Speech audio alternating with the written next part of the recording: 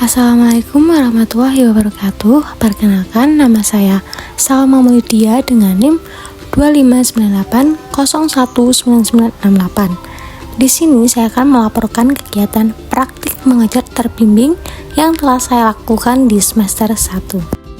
Berikut ini adalah poin-poin yang akan saya bahas pada video ini.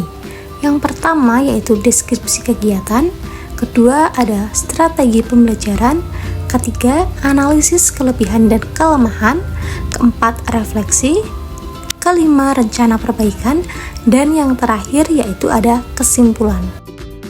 Di sini saya akan melaporkan praktik mengajar siklus 3 di SD Negeri Sekaran 02, tepatnya di kelas 4B pada mapel IPAS bab 8 menjadi pahlawan lingkungan dengan materi pencemaran lingkungan dan cara mengatasinya. Kegiatan praktik mengajar ini dilaksanakan dengan alokasi waktu 2 JP atau 2 kali 35 menit. Yang pertama ada deskripsi kegiatan.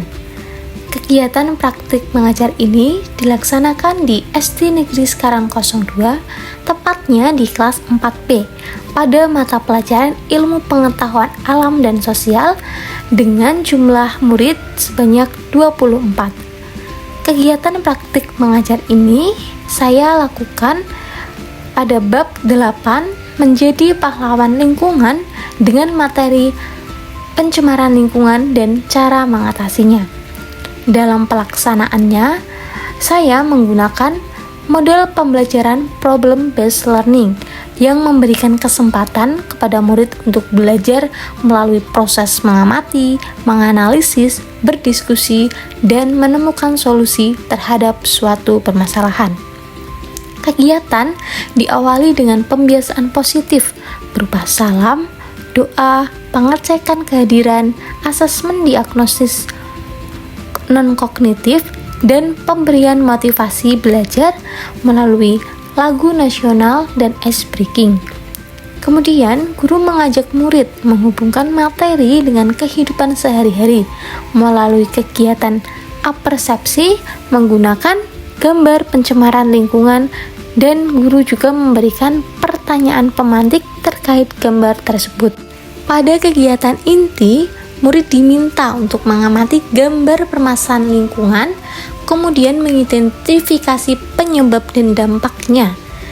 Selain itu, murid juga memperoleh penguatan materi dari guru melalui PowerPoint interaktif dan media konkret berupa papan aksi peduli lingkungan. Selanjutnya, murid mengikuti kuis dengan menggunakan flashcard yang berisi pertanyaan-pertanyaan terkait pencemaran lingkungan dan cara mengatasinya. Setelah itu, murid dibagi ke dalam beberapa kelompok dan kemudian mengerjakan lembar kerja yang telah diberikan oleh guru. Setelah mengerjakan lembar kerja tersebut, murid diminta untuk mempresentasikan hasilnya di depan kelas untuk memperoleh tanggapan dari kelompok lain. Pada akhir pembelajaran, murid mengikuti kuis interaktif sebagai penguatan materi, kemudian mengerjakan soal evaluasi untuk mengukur pemahaman mereka dan melakukan refleksi terkait pengalaman belajar yang telah diperoleh. Kemudian, murid juga menyimpulkan materi bersama guru, menerima informasi mengenai pembelajaran berikutnya, dan menutup kegiatan dengan doa bersama. Yang selanjutnya yaitu ada strategi pembelajaran. Strategi pembelajaran yang digunakan berpusat pada murid melalui pendekatan deep learning dan model problem-based learning atau PBL. Pembelajaran didukung oleh berbagai media interaktif untuk membantu murid memahami pencemaran lingkungan, mengembangkan kemampuan berpikir kritis, kolaborasi, dan komunikasi melalui kegiatan diskusi, analisis masalah, dan presentasi hasil belajar.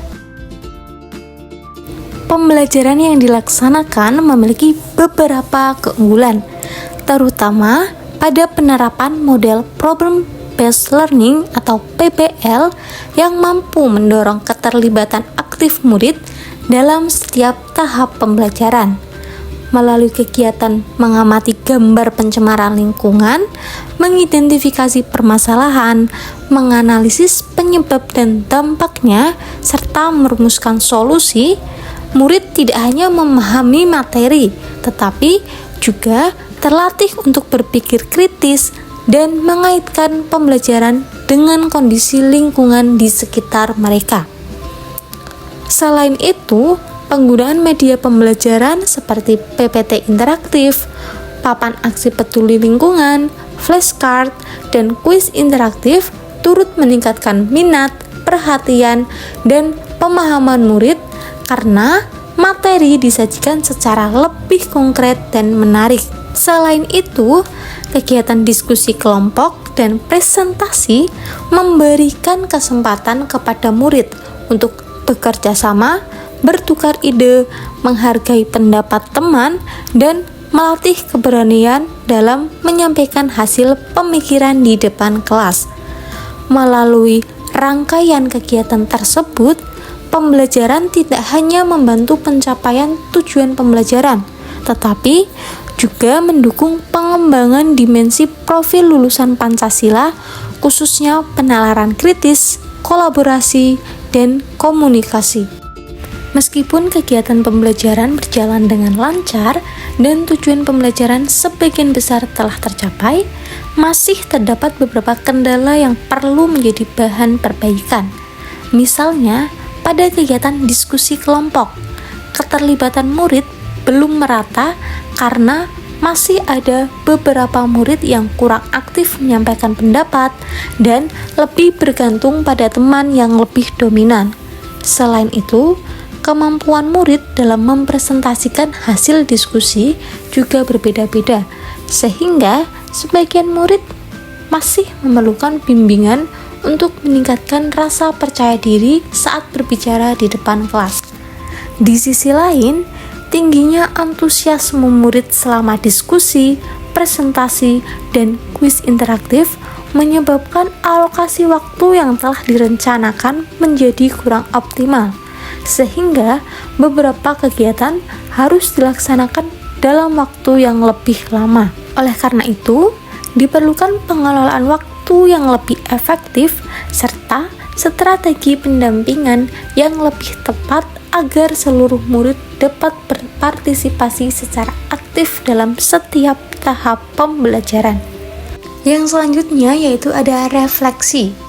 Praktik mengajar ini memberikan pengalaman yang berharga bagi praktikan dalam menerapkan model problem based learning pada pembelajaran di sekolah dasar. Praktikan menyadari bahwa penggunaan masalah kontekstual, media pembelajaran yang menarik, dan aktivitas kolaboratif mampu meningkatkan keterlibatan dan pemahaman murid terhadap materi pembelajaran.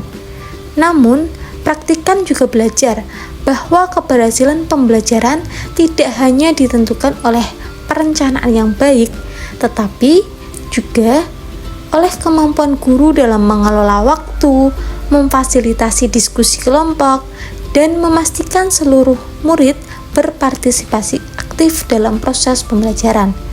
Oleh karena itu, kemampuan beradaptasi terhadap dinamika kelas menjadi kompetensi penting yang perlu terus dikembangkan untuk menciptakan pembelajaran yang lebih efektif dan bermakna. Berikutnya ada rencana perbaikan. Sebagai wujud komitmen meningkatkan kualitas pembelajaran di masa depan, langkah konkret yang akan saya ambil meliputi 1. Meningkatkan kualitas pendampingan pembelajaran. Praktikan akan lebih aktif melakukan pendampingan dan pemantauan selama kegiatan diskusi berlangsung agar seluruh murid memperoleh kesempatan yang sama untuk terlibat, menyampaikan pendapat, dan mengembangkan pemahamannya secara optimal. Yang kedua, mengoptimalkan pengelolaan waktu pembelajaran.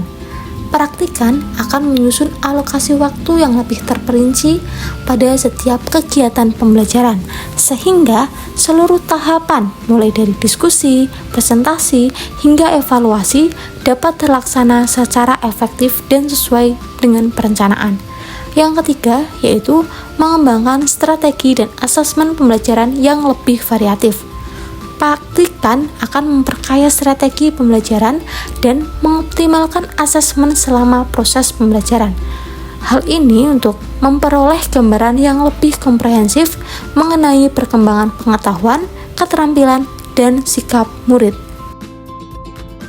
Kesimpulan dari laporan ini yaitu praktik mengajar IPAS materi pencemaran lingkungan dan cara mengatasinya telah berjalan dengan baik dan berhasil mencapai tujuan pembelajaran.